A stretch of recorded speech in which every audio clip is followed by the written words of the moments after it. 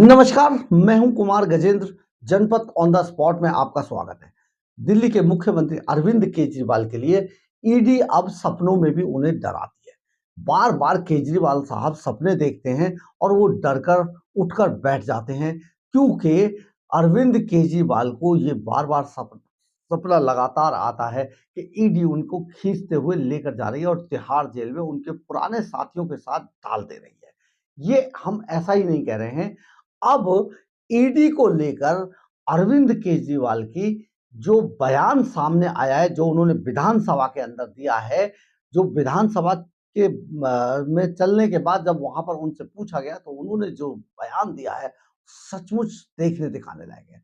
अरविंद केजरीवाल जब विधानसभा के बाद बाहर आए तो उनसे पत्रकारों ने पूछने की कोशिश की कि क्या आपको जो छठा सम्मन है वो भी आपने नेग्लेक्ट कर दिया, आखिर क्यों ऐसा कर रहे हैं? क्योंकि जो ईडी है वो तो जो संबंध किसी भी जांच एजेंसियों को उसकी पावर है वो दे सकती है, ये लीगल है। तो आप बार-बार ऐसा क्यों कर रहे हैं? तो केजरीवाल साहब ने बहुत स्पष्ट रूप में कहा कि अब ये मामला कोर्ट के अंदर विचाराधीन है और कोर्ट ने उनको 16 मार्च तक का समय दिया है, तो ईडी को 16 मार्च तक इंतजार करना चाहिए। हम ये बात आपको बहुत पहले से कह रहे थे कि केजरीवाल को जिस तरीके से राउज एवेन्यू कोर्ट से एक तरीके का अभय दान मिला है, सचमुच उससे केजरीवाल एंड कंपनी की हिम्मत बहुत बढ़ गई है। लगातार बैक टू बैक 2 बातें हुई हैं।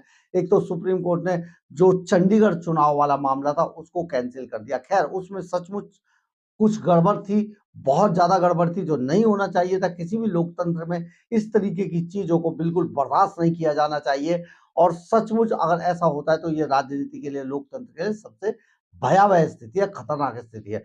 लेकिन जो दिल्ली के अंदर केजरीवाल साहब कर रहे हैं, वो भी एक तरीके से देखा जाए तो वो अराजकता फैलाने का एक सबसे बड़ा पहला स्टेज उसको कहा जा सकता है। क्योंकि केजरीवाल साहब को ईडी लगातार पूछताछ के लिए बुला रही है, सम्मन पे सम्मन भेज रही है और केजरीवाल साहब है कि अब जाते ही नहीं है। और जो जांच एजेंसियों के जो सम्मन है, उनको वो कहते हैं ये तो वैध ही नहीं है, लीगल ही नहीं है।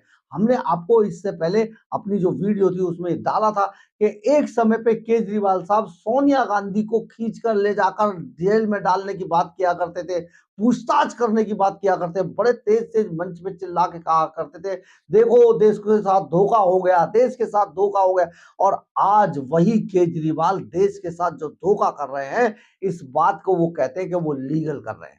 बहुत बड़ी बात है, कैसे चेंज हो जाते हैं राजनीति के लोग, खासतौर पे केजरीवाल जैसे आदमी जो एक समय पे आम आदमी बनकर आए थे और उन्होंने अपना नाम भी आम आदमी पार्टी रखा था।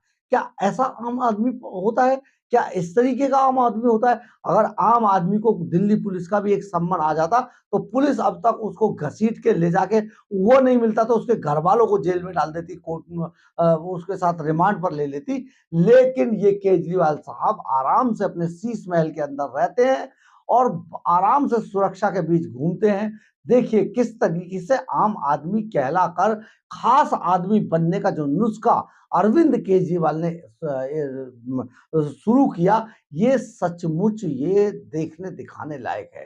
केजरीवाल साहब ने बिल्कुल स्पष्ट रूप से कहा कि अब ये मामला, क्योंकि ईडी ही इस मामले को कोर्ट में लेके गई थी, तो ईडी को अब सम्मन नहीं भेजना चाहिए और ईडी को 16 मार्च तक इंतजार करना चाहिए। देखेंगे आगे क्या होता है। लेकिन हम आपको ये बता देते हैं कि 16 मार्च को भी अरविंद केजरीवाल ये बात जान चुके हैं कि उनको जिस दिन भी वो सामने जाएंगे उनके खिलाफ इतने सारे सबूत ईडी सीबीआई के पास है कि वो आने वाले 10 सालों तक जेल से बाहर नहीं आने वाले, क्योंकि उनके जो पाप हैं, उन सभी पापों की जो गवाही है वो ईडी के पास है, फाइल के तौर पे ईडी के फाइलों में बंद है, दफन है। और जिस दिन केजरीवाल हत्थे आ गए उनके, तो उसके बाद केजरीवाल साहब 10 साल तक अगर बाहर आएंगे तो बहुत ही समझिए गनीमत होगी। लेकिन ऐसा होने जाने वाला नहीं है। अब केजरीवाल साहब बहुत सीधे तौर पर ये बता देते हैं कि अभी तो ये तो अवैध है सम्मन, छठा सम्मन भेज दिया जनाब, आप गए नहीं। अरे ये सम्मन ही अवैध है, ये कोई लीगल है? ये इससे कुछ नहीं होने वाला। अब ईडी का मामला कोर्ट के अंदर है और कोर्ट में ही इसको देखा जाएगा। ईडी को उन्होंने सलाह दे दी कि ईडी को इस बात के लिए इंतजार करना चाहिए कि कोर्ट का फैसला आएगा, उसके बाद देखेंगे। तो बड़ी बात है, जो अरविंद केजरीवाल जो दुनिया पर भ्रष्टाचार का आरोप लगाया करते थे, आज वही केजरीवाल भ्रष्टाचार के गंभीर आरोपों से घिरे हुए हैं और जो जांच एजेंसियां हैं उनको अकड़ दिखा रहे हैं कि वो दिल्ली के मुख्यमंत्री हैं, चुनी हुई सरकार के वो नेता हैं। बहुत बड़ी बात है, केजरीवाल का ये पलटने का अंदाज सचमुच बहुत गजब है। अगर आपको हमारी खबर अच्छी लगी हो तो आप लाइक, सब्सक्राइब और शेयर जरूर करें। कमेंट्स बॉक्स में अपनी राय जरूर लिखें, इससे हमें ऊर्जा मिलती है। जय हिंद, जय भारत।